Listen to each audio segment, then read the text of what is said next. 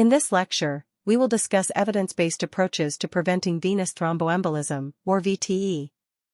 VTE is a major cause of preventable morbidity and mortality in hospitalized patients. Understanding who is at risk, how to assess that risk, and how to select the appropriate preventive strategy is a core clinical skill for pharmacists and other healthcare professionals. This presentation focuses on guideline-based prevention strategies across medical, surgical, orthopedic, and critically ill patient populations. Venous thromboembolism includes two related conditions: deep vein thrombosis, or DVT, and pulmonary embolism, or PE.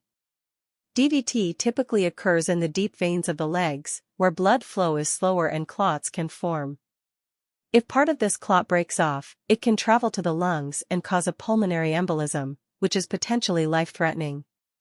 Importantly, studies show that 60 to 80% of VTE events are preventable with appropriate prophylaxis. VTE commonly occurs in hospitalized medical, surgical, trauma, and cancer patients, making prevention a hospital-wide priority. Pulmonary embolism is one of the leading causes of preventable in-hospital death.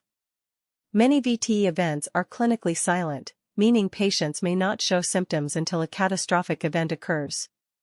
Without routine prevention, these events are often missed. Evidence consistently shows that appropriate anticoagulant prophylaxis significantly reduces VTE-related mortality, highlighting why proactive prevention is far more effective than reactive treatment. Not every patient requires anticoagulant prophylaxis. The decision to initiate VTE prevention depends on balancing the patient's risk of thrombosis against their risk of bleeding. This balance should be assessed using validated tools. The Padua score is used for hospitalized medical patients, while the Caprini score is used for surgical patients. Bleeding risk must always be evaluated alongside VTE risk, particularly in patients with renal or hepatic dysfunction, thrombocytopenia, or a history of bleeding. Mechanical prophylaxis reduces VTE risk by improving venous blood flow and decreasing venous stasis in the lower extremities. Common methods include graduated compression stockings and intermittent pneumatic compression devices, also known as IPC or leg pumps. Mechanical prophylaxis is especially useful in patients with low to moderate VTE risk and in patients who cannot receive anticoagulant therapy due to a high risk of bleeding. Pharmacologic prophylaxis prevents clot formation through systemic anticoagulation.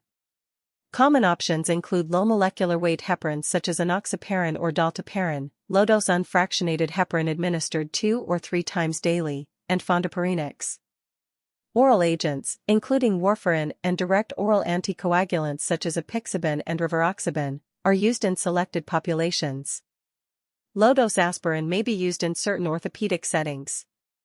These strategies are reserved for patients at moderate to high VTE risk without excessive bleeding risk. This slide summarizes the main medication classes used for VTE prophylaxis. Selection of an agent depends on patient-specific factors such as renal function, bleeding risk, indication, and guideline recommendations for the specific clinical setting. The Caprini Risk Assessment Model is a validated tool used to estimate the risk of venous thromboembolism in surgical patients. It is widely recommended to guide perioperative and postoperative prophylaxis decisions. By systematically evaluating patient and procedure-related risk factors, the Caprini score helps determine whether mechanical prophylaxis, pharmacologic prophylaxis, or combination therapy is required. The Caprini score assigns weighted points to multiple risk factors, including age, comorbid conditions, history of thrombosis, thrombophilia, cancer, and characteristics of the surgical procedure. The total score stratifies patients into increasing risk categories, which directly correlate with postoperative DVT and PE risk and guide prophylaxis intensity. Points are accumulated across several domains such as age, medical history, mobility status, and surgery type and duration. As the total score increases, so does the patient's VTE risk. This structured scoring system promotes consistent, evidence-based prophylaxis decisions across surgical populations. Very low and low-risk surgical patients typically require only early ambulation or mechanical prophylaxis. Moderate-risk patients generally benefit from pharmacologic prophylaxis with LMWH or low-dose UFH, with mechanical methods used when bleeding risk is elevated. High-risk patients should receive combined pharmacologic and mechanical prophylaxis. In patients with high bleeding risk, mechanical prophylaxis is initiated first, with anticoagulation added once bleeding risk decreases. Extended prophylaxis is often recommended following cancer surgery. In routine practice, most surgical inpatients have a Caprini score of 3 or higher, making pharmacologic prophylaxis common. A score of 5 or more is strongly associated with postoperative DVT and PE, and these patients derive the greatest benefit from combined prophylaxis. The Caprini score should not be applied to medical patients.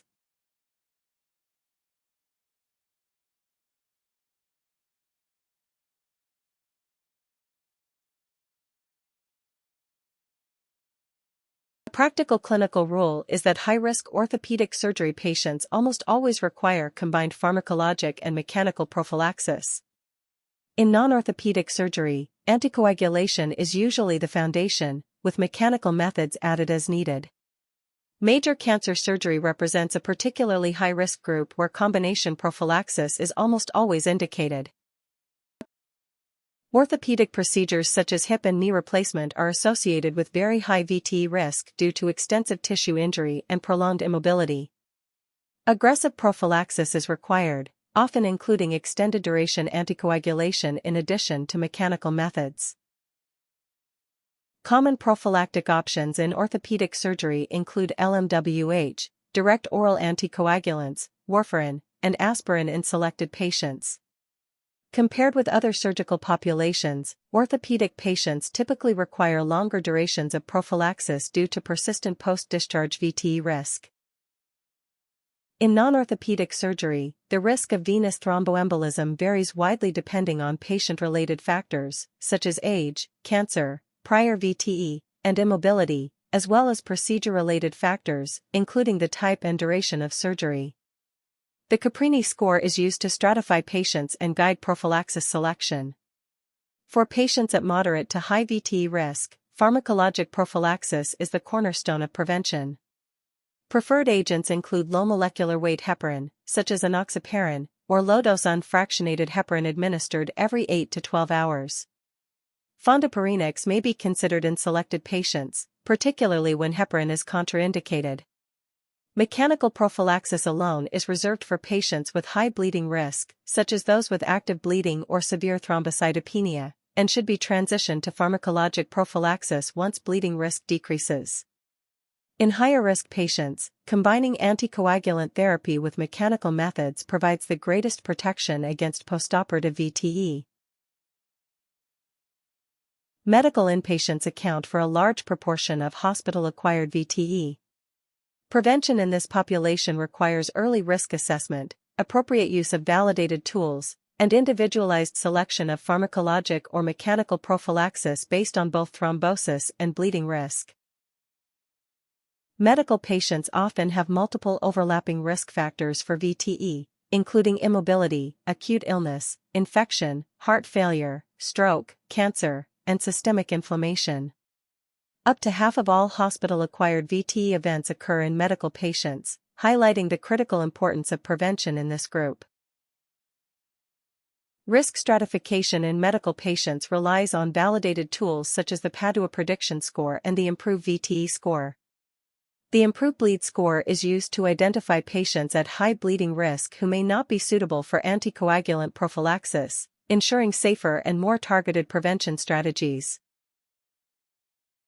Pharmacologic prophylaxis is recommended for medically ill patients with acute illness and reduced mobility who have a Padua score of 4 or higher or an improved VTE score of 3 or higher, provided there are no contraindications. Typical candidates include patients with heart failure, severe infections, cancer, ischemic stroke with immobility, and elderly patients with limited mobility. Patients with high bleeding risk should not receive anticoagulant prophylaxis. This includes patients with active bleeding, severe thrombocytopenia, significant coagulopathy, recent hemorrhagic stroke, or planned invasive procedures.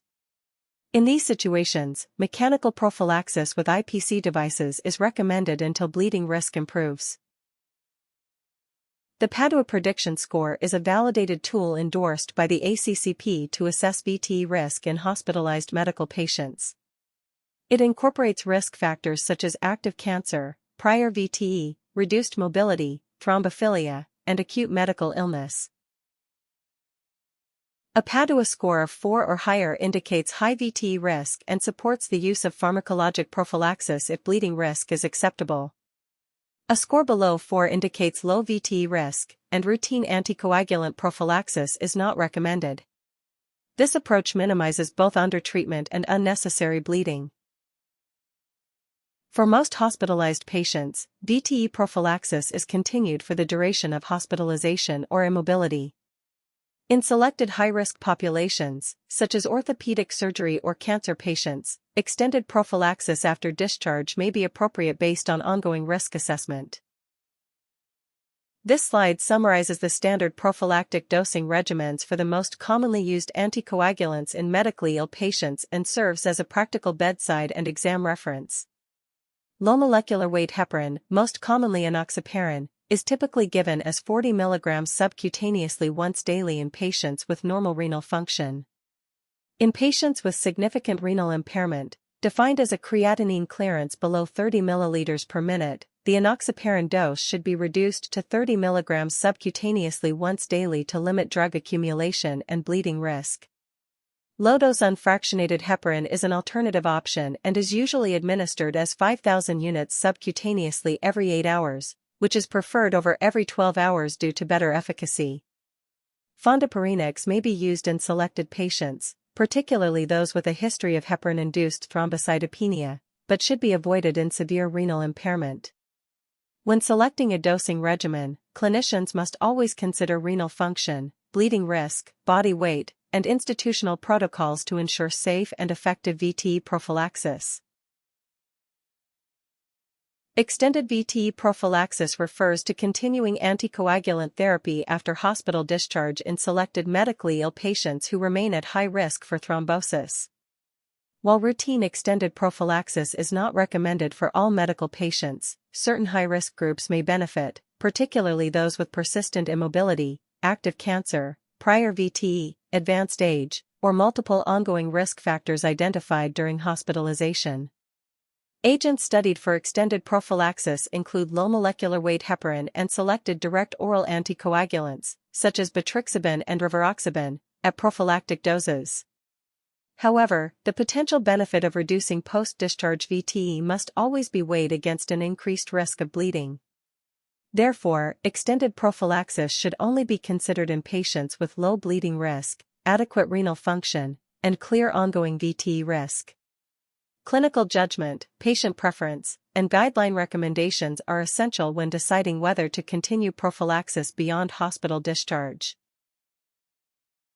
Critically ill patients are among the highest risk groups for venous thromboembolism due to prolonged immobility, systemic inflammation, acute illness, trauma, surgery, and the presence of invasive devices. Pharmacologic prophylaxis is recommended for most critically ill patients unless contraindicated. Low molecular weight heparin is preferred over unfractionated heparin because of better efficacy, once-daily dosing, and a lower risk of heparin-induced thrombocytopenia. When anticoagulation is contraindicated due to active bleeding or very high bleeding risk, mechanical prophylaxis with intermittent pneumatic compression devices should be used until pharmacologic prophylaxis can be safely initiated. Certain ICU populations, such as trauma patients, those with acute spinal cord injury, or patients with severe burns, require individualized timing and dosing strategies based on injury severity and bleeding risk. Fondaparinux may be considered in patients with suspected or confirmed heparin-induced thrombocytopenia but is not routinely used in critically ill patients. The duration of VTE prophylaxis depends on the patient population, the type of illness or surgery, and whether VTE risk factors persist. For most hospitalized medical patients and non-orthopedic surgical patients, prophylaxis is continued for the duration of hospitalization or until the patient becomes fully ambulatory. Once mobility improves and the acute illness resolves, prophylaxis is usually discontinued at discharge. In contrast, certain high-risk populations require extended prophylaxis beyond hospitalization. Patients undergoing major orthopedic surgery, such as hip or knee replacement or hip fracture surgery, typically require extended prophylaxis for several weeks after discharge. Patients undergoing major abdominal or pelvic cancer surgery may also benefit from extended duration prophylaxis with LMWH. Duration decisions should always be individualized, weighing ongoing VTE risk against bleeding risk and guided by evidence-based recommendations. Certain patient populations require special consideration when selecting VTE prophylaxis due to unique risk profiles or safety concerns. Critically ill patients, trauma patients, those with acute spinal cord injury, and burn patients are at particularly high risk for VTE because of severe immobility, inflammation, and tissue injury. In most of these patients, pharmacologic prophylaxis with LMWH is preferred when bleeding risk allows. When anticoagulation is contraindicated, mechanical prophylaxis should be used until it is safe to initiate pharmacologic therapy. Patients with renal impairment require dose adjustment or alternative agents, while patients with suspected or confirmed heparin-induced thrombocytopenia should receive non-heparin options such as fondaparinux. Pregnancy, obesity, and extremes of body weight may also require modified dosing strategies. In all special populations, prophylaxis decisions must be individualized and reassessed frequently as clinical status changes.